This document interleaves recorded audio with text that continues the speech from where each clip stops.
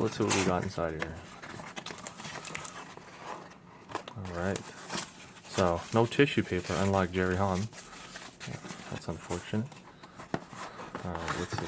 Wow, he even gave me a case. Nice guy. I've seen these cases before and they're pretty nice. So there's nothing else in there. Alright. So let's take a look. Dang, holy shit. Man, this is amazing.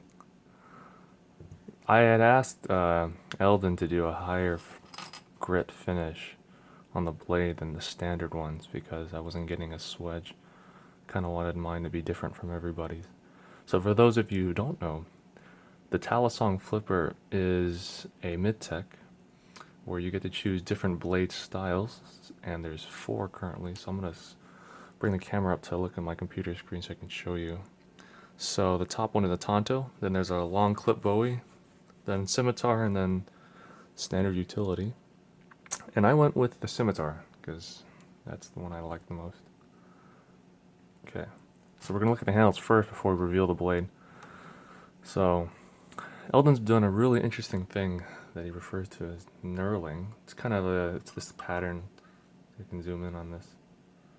As a machinist, I can tell that this must have taken at least maybe 8,000 years to mill out, especially since it's titanium. It takes forever to do such an intricate pattern like this. And it looks great. Looks really amazing.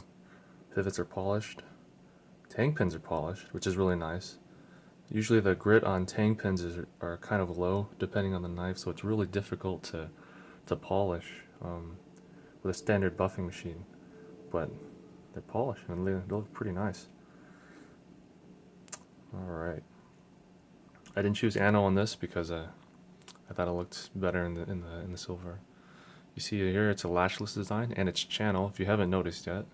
Which channel as in only one piece per handle. It's just one solid piece of metal that's been milled out.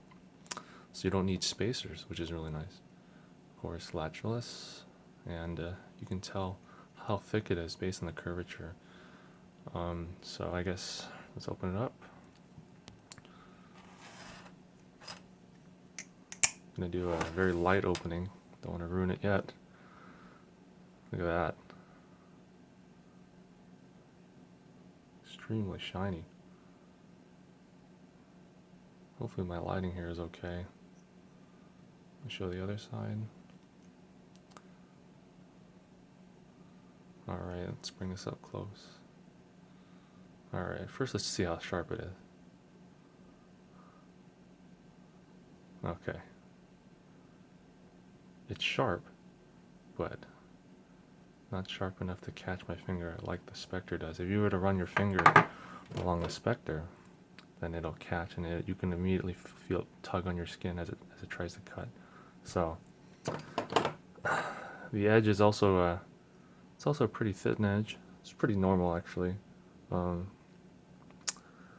wish it could be a little higher grit, a little bit more mirror polish, but that's just personal preference. Although the grit on the blade already itself is a really nice high polish anyways, so there's a very, very, very subtle hollow to it. It's a full flat grind, so it's really difficult to tell. Right there, you can see the logo, Talisong Flipper. And I'm just going to give one quick pass across so you can take a look at it again. Handle spacing looks to be a little bit more than typical knives, just a tiny bit more. But it's fine.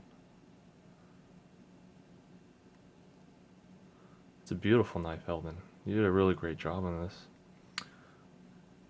And it looks like he did crown the upper region up here, right around the swedge area right here, but didn't crown this area right here next to the logo where most of the flippers do their flipping.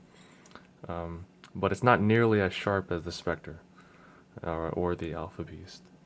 So the spine it'll be fine.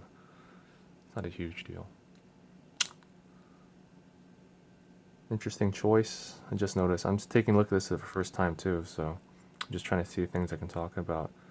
The washers are actually, which seems to be stainless steel, which is pretty different than the typical phosphorus bronze. And stainless steel is fine, but generally regarded as a better material just because they're smoother. But steel works great, and if you take a look at the handle play, it's it's perfect. It's just as good as Jerry's. I'm trying to move it a lot, and this is superb. Okay, and the close too. It's really, really nicely done. It runs on bushings, so that's no surprise that it has amazing handle play anyways. So let's take some dimensions down just for everyone to see. And I touched the blade and now it's all covered in fingerprints. That's what happens when you get something polished. Alright, so first thing, let's get the weight down. Alright, 5.32 ounces, just like you said. Typical balisongs usually range from 4.1 to 5. Since this is obviously a thicker stock for the handles, then it's going to weigh more. That's usually one of the defining features of mid-tax, is thicker handles. Alright, so let's take a ruler here. Let's just get this out there. Yeah, so it's just right at 10 inches, just a tiny bit under. I think like more like 9 and what seems to be 3/4. Maybe a tiny bit above that, but around 9 3/4, rough estimate, which is a pretty great length. I think the blade thickness is thinner than standard. And remember, he told me that it's similar to the Benchmade 42s. It is 0.1, so that is a little bit thinner than what the standard is. Usually, typical balisongs use 1/8 because that's just the easiest thickness to choose and it works the best. It's the easiest to design around. It's the most really common. But Eldon did all this work by himself and did all the grinding, and I guess this is what he chose. I'll do a flipping review maybe in the future. This is just to look at the aesthetics and the design, which has been great so far. Alright, look at that. That is some beautiful stuff. I always enjoy looking at machining. You can tell all the details inside there, the machining pattern he used.